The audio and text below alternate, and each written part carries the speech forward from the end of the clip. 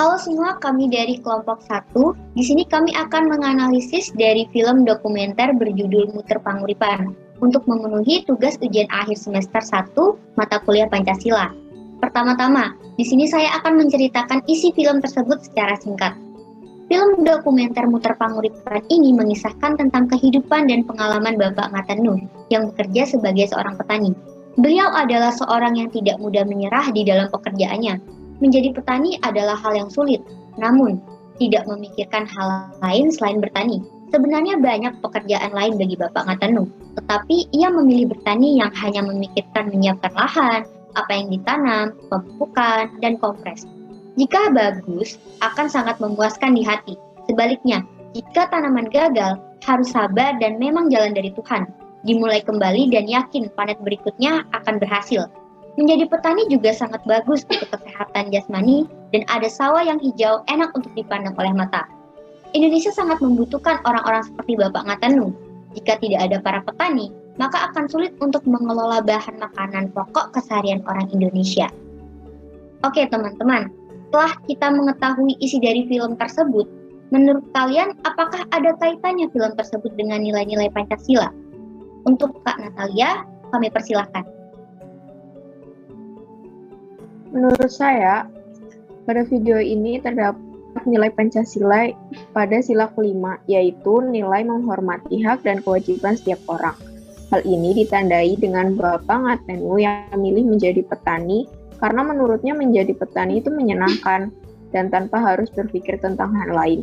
Dan juga tidak ada orang yang melarangnya dan dia juga tidak mengejudge pekerjaan orang lain.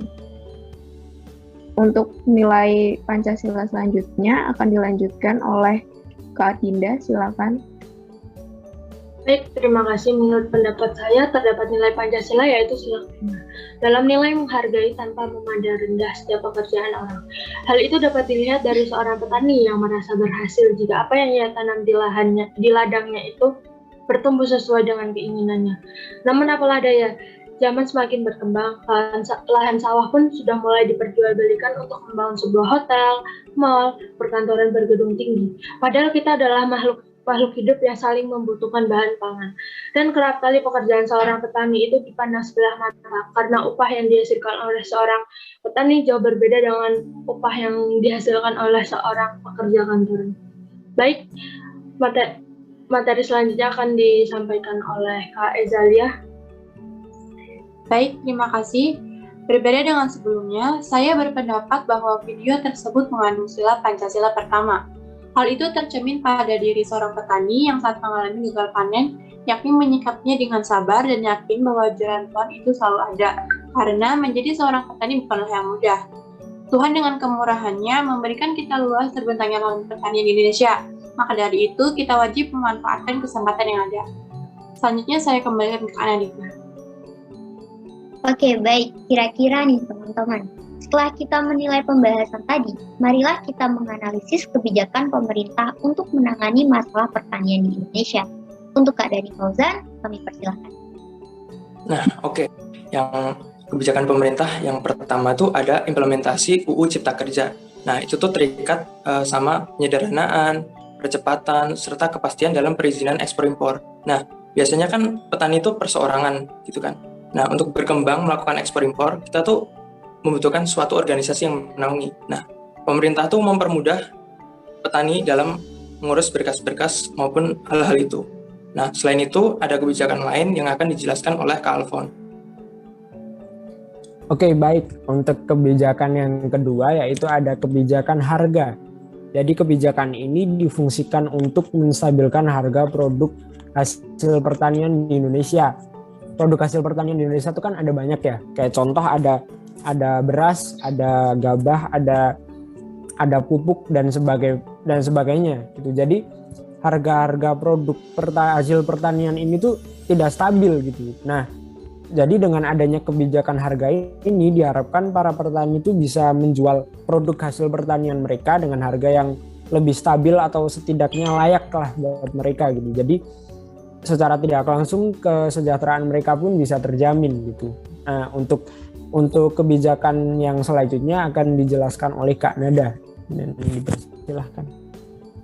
Terima kasih. Yang selanjutnya ada sinergi BUMN untuk distribusi hasil pertanian dari sentra produksi ke sentra konsumen, yaitu pengembangan sistem logistik pangan berbasis transportasi kereta api dalam bentuk distribusi bahan pangan ke wilayah timur. Saya kembalikan ke Kanadipa.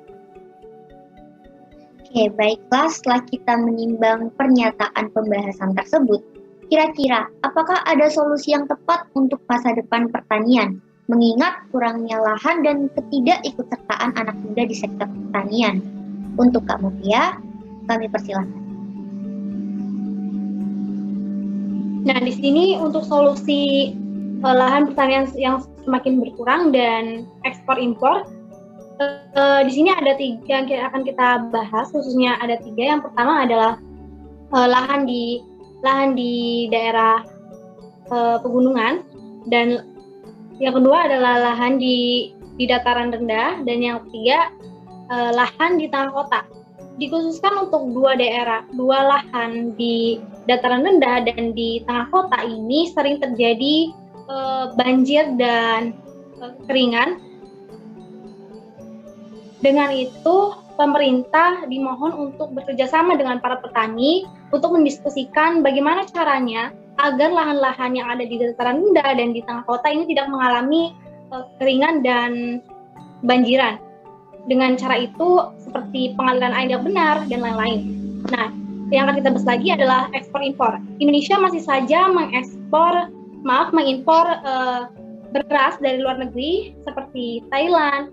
Nah, di sini kenapa lebih baik Indonesia itu mengekspor tapi masih memakai beras dari dalam negeri. Untuk pendapat yang selanjutnya akan disampaikan oleh Kak Ali Pujastuti. Oke, baik. Jika tadi yang dibahas oleh Kak Mutia adalah tentang lahan dan ekspor impor, permasalahan selanjutnya yang akan saya bahas di sini adalah kurangnya minat anak muda dalam bidang pertanian. Nah, hal ini dapat diatasi dengan melakukan sosialisasi kepada generasi muda tentang pentingnya sektor pertanian untuk masa depan dan kelangsungan hidup masyarakat Indonesia. Nah, zaman sekarang itu terdapat banyak universitas yang memiliki jurusan pertanian seperti IPB, UGM, dan masih banyak yang lainnya. Jurusan tersebut diantaranya ada agribisnis, agroteknologi, teknik pertanian, dan lain-lain. Bahkan di tingkat SMPK pun banyak loh jurusan yang berkaitan dengan ini. Nah, dari hasil penyuluhan yang tadi, para generasi muda akan dipersuasi untuk masuk ke jurusan tersebut yang nantinya mungkin para pihak kampus bisa bekerja sama dengan perusahaan yang berkaitan dengan bidang pertanian. Jika mahasiswa tersebut magang atau sudah lulus, mereka akan langsung dimasukkan ke perusahaan pertanian tersebut. Dengan begitu, mungkin para generasi muda akan tertarik dan mematahkan stereotip yang mengatakan bahwa jurusan pertanian akan sulit mencari kerja. Baik, pendapat selanjutnya akan disampaikan oleh Kak Hinda.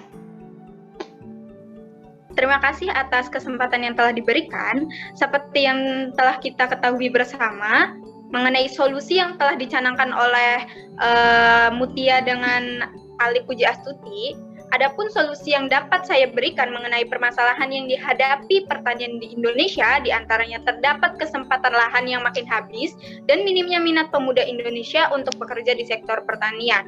Maka, solusi yang dapat kita tempuh adalah meningkatkan kualitas sumber daya manusia Indonesia, terutama kaum muda. Jika ditinjau dari negara maju yang lain, mereka dapat mencanangkan pertanian tanpa lahan. Hal tersebut merupakan terobosan terbaru yang dapat kita implementasikan pada sistem pertanian di Indonesia. Selain itu juga, pemerintah harus selalu mengedukasi kepada warganya mengenai pentingnya dunia pertanian guna menjaga kelangsungan pangan yang ada.